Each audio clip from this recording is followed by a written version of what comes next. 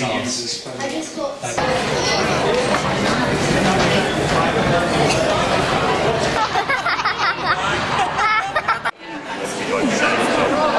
Just wanted Ivy and a tree, and then the eyeball happened, and then it needed more color.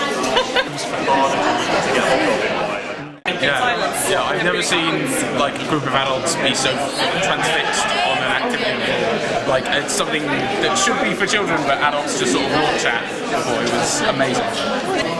An automata that makes an umbrella open and close.